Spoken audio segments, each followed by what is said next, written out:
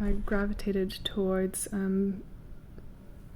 taking a shower just in order to cleanse psychologically and emotionally from the battering that I was experiencing on a day-to-day basis.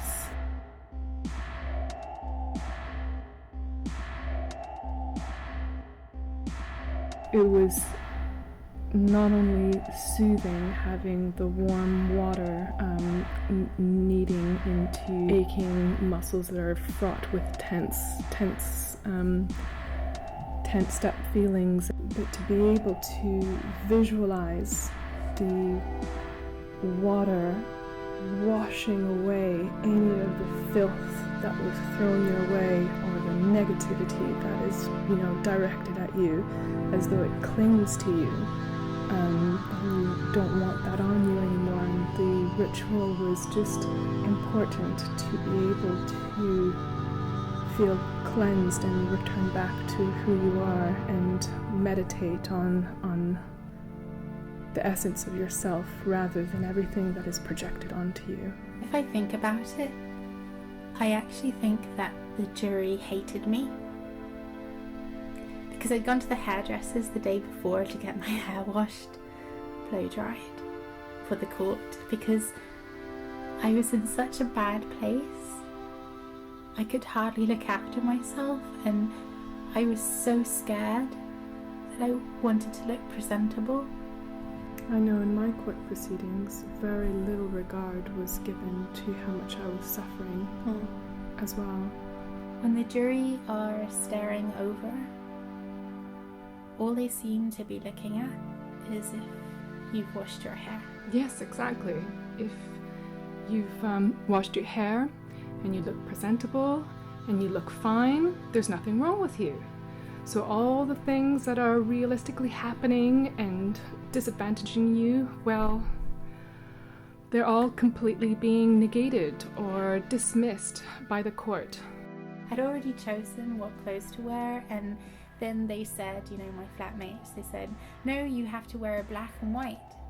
They knew more than me, and I was like, what are you on about? And they were like, no, a white shirt and a black skirt. And I don't own those clothes. So I just wore a black dress with a white collar. But they do have these preconceived ideas of, what you should and shouldn't be able to do, should and shouldn't look like. Disability is not acknowledged at all, and you are seen as a problem. And so the jury automatically has in their minds that you are a problem, in whatever kind of way. I was in a world where those were being used against me, and I had to hide it, and so it made it twice as hard, and I also felt very misunderstood and very isolated, because most of what I was going through was being disputed was even real. Well, in a court of law, disability doesn't exist. I get quite tearful thinking about this, but I think with women, we're still being completely judged on our looks, so we can never be seen. Our story is never heard. Yeah, well, for me, I was silenced and not allowed to speak. I was never allowed to be heard.